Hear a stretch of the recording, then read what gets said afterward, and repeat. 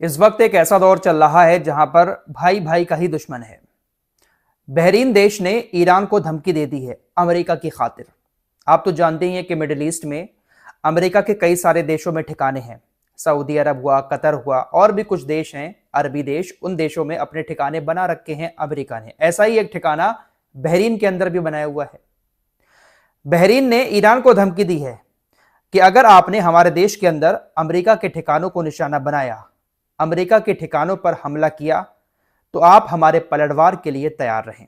हम आपके ऊपर हमला करेंगे अगर आपने अमेरिका के ठिकाने को हमारे देश के अंदर निशाना बनाया। यह बात आप जानते हैं कि अमेरिका जो लगातार ईरान को धमकियां दे रहा है कि हम आपके ऊपर हमला कर देंगे, आप अपने परमाणु प्रोग्राम को रोक दो, तो पलटकर ईरान की तरफ से भी धमकी दी जाती है तमाम अरबी देशों को कि अमेरिका के जो भी मिडिल ईस्ट में ठिकाने हैं हम उनको निशाना बनाएंगे और बिना इन्फॉर्म किए निशाना बनाएंगे। इसी को लेकर बहरीन ने धमकी दे दी है कि आप हमारे देश के अंदर हमला नहीं कर सकते। अब इस पर पलटवार करते हुए ईरान के एक विशेषज्ञ हैं सैयद मोहम्मद मरांडी, उन्होंने सोशल मीडिया के जरिए बहरीन से कहा कि बहरीन शासन कुछ ही घंटों में गिर जाएगा। बहरीन हमें धमकी दे रहा है, कुछ ही घंटों में बहरीन शासन गिर सकता है।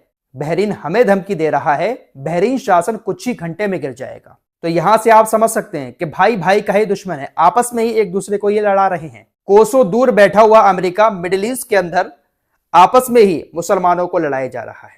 देखिए, एक सबसे बड़ा रीजन जो पूरी दुनिया को मालूम है कि ये अरबी देश अमेरिका के गुलाम क्यों हैं।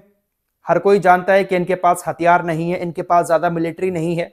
अमेरिका इनको हथियार देता है, अपनी मिलिट्री भी तैनात कर देता है। ये एक रीजन तो पूरी दुनिया जानती ही है, लेकिन दोस्तों शायद इसके अलावा भी कोई बहुत बड़ी दुखती रग इन सभी अरबियों की अमेरिका और इजराइल के हाथों में है। इसीलिए ये इनके खिलाफ जाते ही नहीं है। ये हकीकत है दोस्तों कि अगर ईरान थोड़ा सा भी कमजोर होता तो ये तमाम अरबी देश अब तक अमेरिका इजराइल के साथ मिलकर हमला कर चुके होते, ईरान के ऊपर खत्म कर चुके होते ईरान को। लेकिन इनको मालूम है कि ईरान के पास खतरनाक मिसाइलें हैं जो हमारे देश का नक्शा बिगाड़ सकती हैं। अमेरिका चिंगारी सुलगाकर चला जाएगा, लेकिन भुगतना इन तमाम अरबी देशों को पड़ेगा।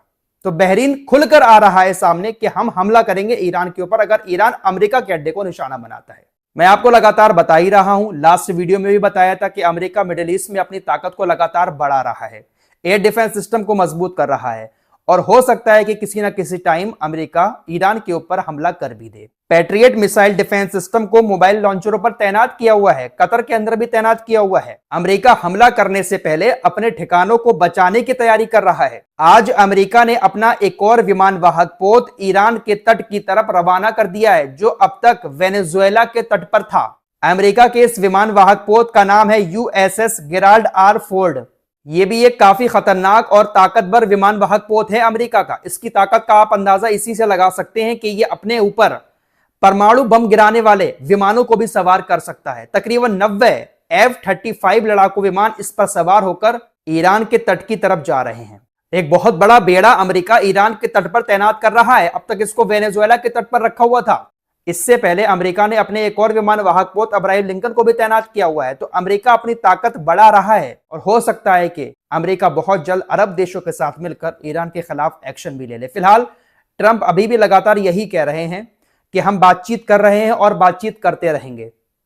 हमारा ये फेज 1 चल रहा है जिसमें हम बातचीत कर रहे हैं। अगर इस फेज 1 में बातचीत में कोई फैसला नहीं हो पाता है, फिर हम फेज 2 की तरफ जाएंगे और फेज 2 क्या होगा वो अच्छे से जानते हैं, यानी हमला होगा। ट्रंप का इशारा साफ है कि फेज 2 में हम हमला करेंगे। इसको धमकी भी कह सकते हैं और हो सकता है कि अमेरिका हमला कर भी दे। तुर्की ने अमेरिका के लिए एक स्टेटमेंट जारी किया इसी मामले को लेकर। तुर्की ने कहा कि अगर ईरान अपनी सीमाओं में रहकर यूरेनियम का संवर्धन करता है तो ऐसा उसको करने दिया जाए। साथ ही साथ अमेरिका इजराइल जो ईरान के ऊपर यह दबाव डाल रहे हैं कि आप अपने मिसाइल कार्यक्रम को भी बंद कर दें, अगर आप ऐसा दबाव डालते रहेंगे तो आप एक नए युद्ध को जन्म देंगे।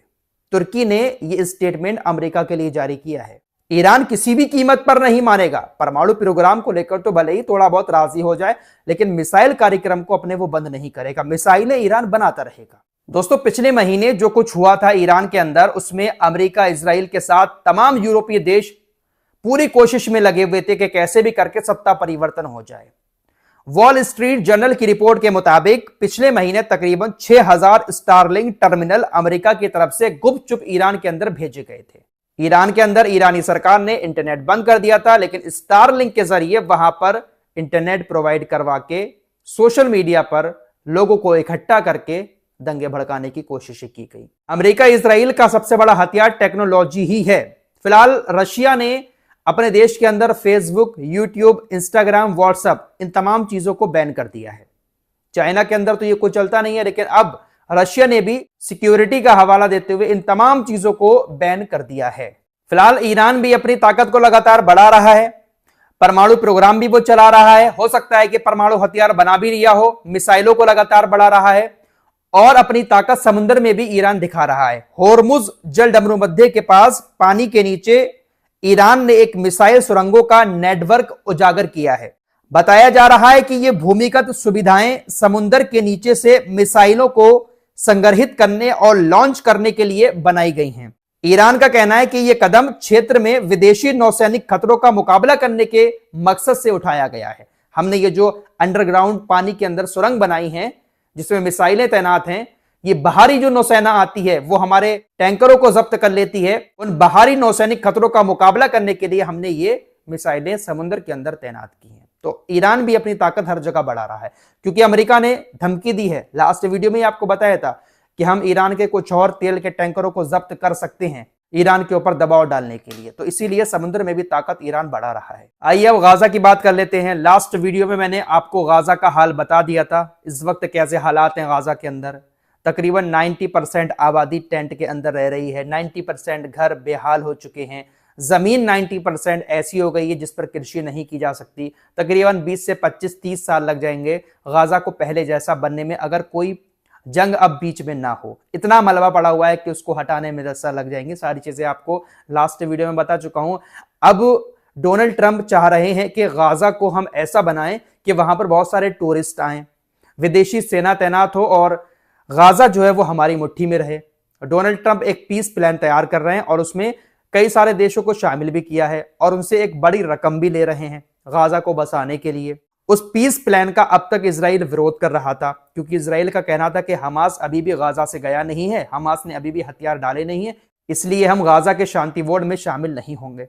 फिलहाल अब खबर आ रही है कि ऑफिशियली इजराइल गाजा के पीस प्लान में शामिल हो चुका है। मुलाकात हुई है 2 दिन पहले अभी डोनाल्ड ट्रंप से नेतन्याहू की अमेरिका जाकर।